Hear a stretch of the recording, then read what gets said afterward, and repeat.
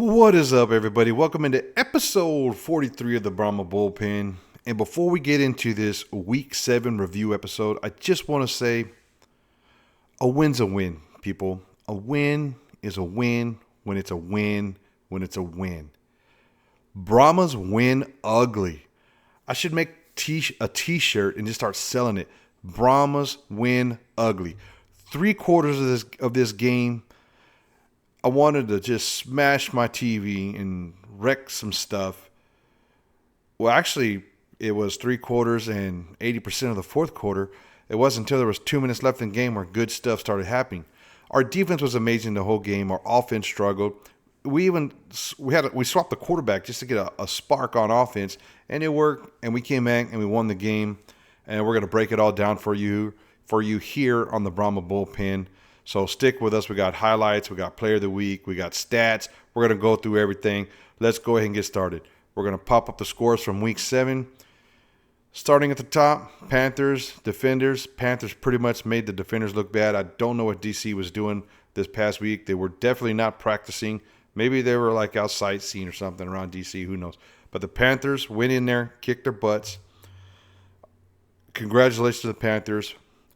The next game down, the Brahmas Roughnecks, when the Brahmas beat the Roughnecks, that locked in the Panthers to making the playoffs this year. So the USFL playoffs are set. The number 1 seed is obviously going to be the Stallions. The number 2 seed is going to be the Panthers. Congratulations, Panthers. Welcome to the playoffs. That's where the rest of us are trying to get. Brahmas Roughnecks, 15-12. Crazy game, ugly game. We'll cover it here in a little bit. Renegades, 47-23 over Showboats. Renegades offense looked amazing. The defense did just enough to stop them. We got to play the Renegades next week. Come back to episode 44. Drop in later on this week where we'll preview that game. I'm not confident in that game.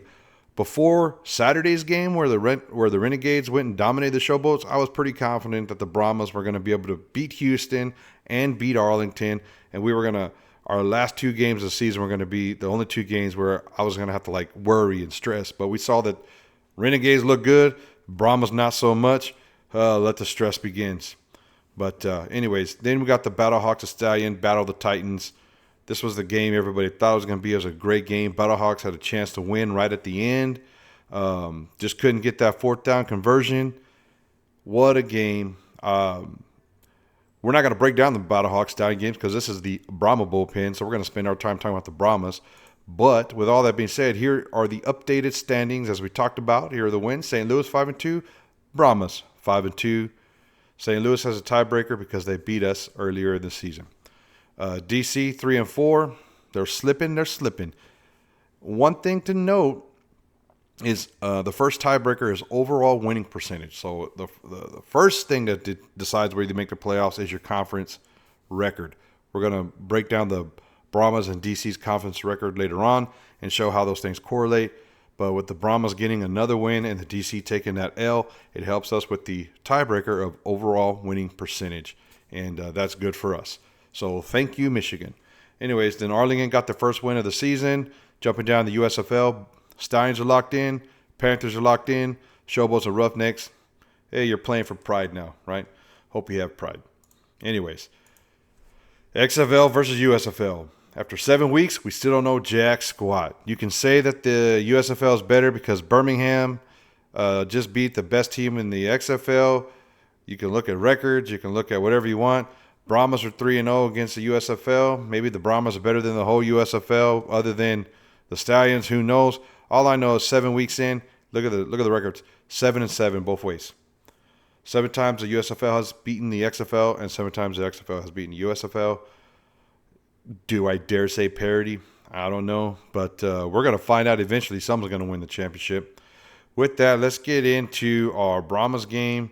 And we're going to just throw a couple little highlight video. We're not going to do any highlights from the first 3 quarters. When this highlight video starts, I want you to look at the time on the clock. It's like 2 minutes to go in the fourth quarter. And it's really all that matters, right? So let's play the highlight video. First down and goal, and Lovett is in for a touchdown. First touchdown of the day for the Brahmas. For the backup quarterback, Kevin Hogan going for 3 to Cody Latimer. Look at the score, 12-12. 2 minutes to go. Now now we're back in this game. You love that three-point conversion. Yes, sir, we do. Guys, Drama from the Brahmas. We kick the ball off.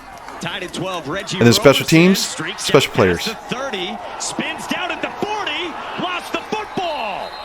The Brahmas have it. They looked at it. They looked at that one.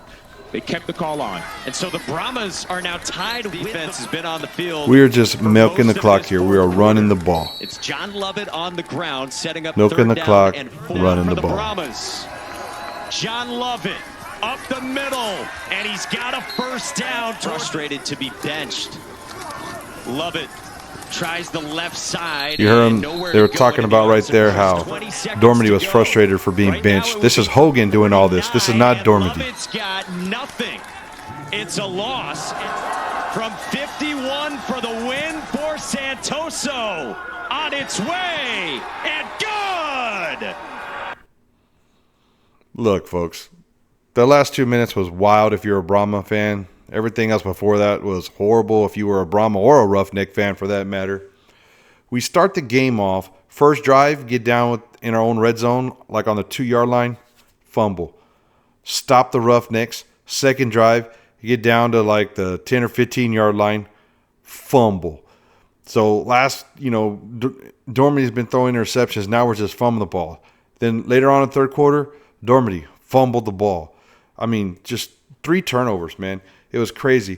It was like the Brahmas went into the game saying we're going to throw the ball no matter what the defense does because we only passed for 79 yards last week. This week we're going to pass for 500. It wasn't until the end of the fourth quarter after a QB switch that they started actually to run the ball. Look, you got to have some semblance of balance. You can't go in there with the preset notion of what you're going to do. And I don't even know if that's what they did. There was talks in the game where Dormady was on the sideline being recorded on TV saying, there was 8 in the box, there were 7 in the box, and then there's other offensive players going, hey, there was only 6 in the box. Why are we running it? There was only 7 in the box. Why are we running it? It was like they were even having confusion on the checks.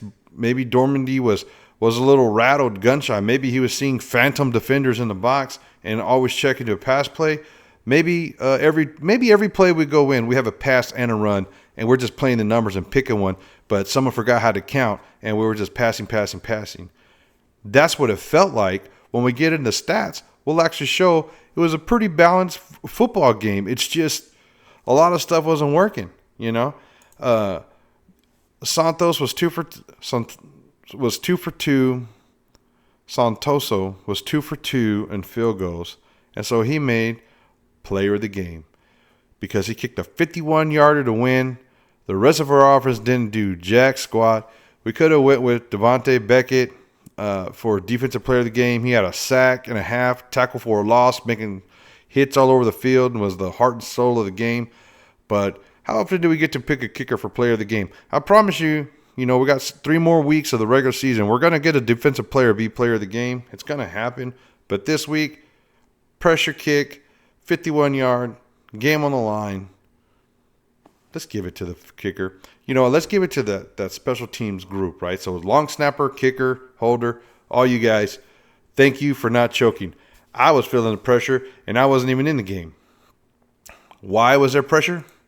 Well, let's go ahead and pull up these graphics right here that we've been kind of using to walk us through the season. So we see week 7, DC just took an L. Brahmas got the dub. Overall, DC's 3-4. They're 2-2 in conference. Brahmas are 5-2, and we're 2-2 in conference. The only 2 games we've lost have both been in conference. One to DC, one to St. Louis. If we would have won last week, and maybe passed for, 100 yards and found a way to win that game last week, we'd be locked into the playoffs. But instead, here we are. 3 games to go. It can be San Antonio or DC, and it's going to come down to St. Louis and Arlington games. I truly do feel, 100% feel that both DC and San Antonio are going to lose to St. Louis. And I feel we're both going to beat Arlington. Or I used to feel that way until I saw Arlington wake up and all of a sudden they're going to start messing with people's seasons. who knows what's going to happen in these last 3 games, but all I know is it's coming down to the wire, and someone's going to have to win and someone's going to have to lose. Now, how bad was the game? It felt really bad, but let's look at some stats, right? Let's look at some stats to really talk about how bad or how good this Houston Roughnecks game was. First of all, 1-6 coming in the week, 1-5 Houston Roughnecks. Brahmas coming to week 4-2. End of the week 5-2, 15-12 win. Total touchdowns, we have 1 to their 0. That's what the Roughnecks have been struggling with all year, scoring the ball. They're just not getting very many touchdowns, right? I think last week one of the things my boy Ace over there said was the kicker for the DC team, actually, I think it was DC, but one of the kickers for the other team actually wound up scoring more points than the whole Houston Roughnecks team that week. And this week, their kickers went 4 for 4 field goals. We went 2 for 2. That 1 touchdown is what really sets apart. And the 3-point conversion after the touchdown. Come on, let's get it. Completion percentage? Look at this junk. 48% completion percentage for the Brahmas, 65% for the Roughnecks. 48% completion percentage? That's like Jordan Ta'amu numbers. But anyways, passing yards 168 to 103. I mean, take the under. If you do prop bets, whoever's going to be the quarterback for the Brahmas for the rest of the season, just take the under in the passing yards, and I think you're going to be fine. We're trying to be a pass team, but just run the ball, man. I mean, take what the defense gives you. I think is the right answer. But we had 73 yards rushing, which wasn't that great. 2.7 yards per rush. So our passing game was struggling and our running game was struggling. Houston rushed for more than we did. They had 82 rushing yards, 3.6 yards per carry. Better stats than ours. Look at the third down conversions. Houston went 5 for 13. We went 3 of 12. Better than us. You get down to the red zone. Houston only got in the red zone twice, 0 for 2. We got in the red zone 4 times. 2 times we fumbled it. We went 1 of 4. Penalties, 3 for 25, 9 for 41. If you just look at the stats, other than the TD stats, Houston actually did better than us. We got more stats. 3 turnovers to their 1 turnover. That's better than us. We scored 3 points off of turnovers. They scored 6 off turnovers. That's better than us. Now, when we look at defense, we got 6 sacks to their 2. We got 8 tackles for loss to their 6. Everybody knows that our defense is what's keeping us in these ball games. Time of possession, completely even. 4 times we got first downs, I don't want to say given to us, but they weren't earned first downs. 4 times Houston committed a penalty, which gave us a first down, and we only did it 1 time for them. So even then, Houston was helping us out. And then if you watch the game and you're like, oh, man, it feels like we just don't want to run it. All we want to do is pass it. Well, look at the stats. We had 31 passing plays, 27 rushing plays. Pretty even stats.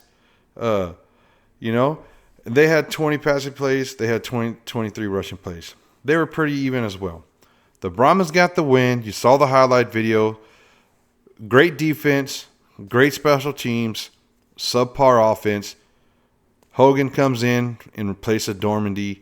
Who knows what's going to happen next week? Is Chase Garbage going to come back? The only thing that I see giving us a chance against St. Louis and against Birmingham is better quarterback play. Our running game is great. Our offensive line is great. Our defense is great. Our special teams is great. The only thing that we're struggling is in the passing game. Our passing game has been struggling. I don't know how else to put that. We'll see what happens next week. Hopefully they can figure out something in practice this week. Who knows what's going to happen. But I'm hoping something good happens next week. We're going to start winding down this episode. Come back for the preview episode with Arlington later on in the week. But before we go, the all-important attendance numbers. Everybody likes to look at these to kind of see. It's like instead of just competing on the football field, it's all the spring football cities and metro areas and fan groups trying to flex on each other on whose fans show for the game and do not show for the game. And I'm all for it. Birmingham, congratulations. You led the league in attendance for 1 week. Way to go, Birmingham.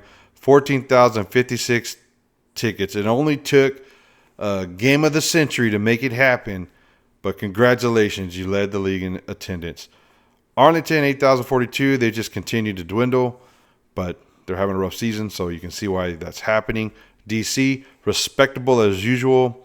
Other than St. Louis, they are the most consistent fan base in attendance there is in the league. Houston, 6,134. Not good. I know that had to be tickets sold because I was trying to count people in the stands and I actually counted 37. So that's how few there were in there. I was actually able to count. With that, we're going to go ahead and wind it down. Before we go, I'm going to pop up this graphic for everybody. If you stumble across this show or you don't like this show or you just watch to make fun of me or whatever, and you're fans of other shows or of other teams, this is a full list of our weekly podcasts we got here on the UFM. The Battle Talk show is one of the newer guys covering St. Louis, so go check them out. We have 2 DC shows. There's so many DC defenders on this thing. I'm always having to fight DC defenders. Oh, I'm a one-man show down here in the cow patch. Well, I got producer, but producer is like not good in a fight. He's just not good in a fight. He gets me into more fights than he helps me out of. So, but me and producer are always fighting off the DC guys. We got every team represented, and then we have some neutral shows, some tell me about it shows, and we got polar opposites where it's just general topics for the league. And we got our website, UnitedFootballMedia.com, where we post articles and stuff.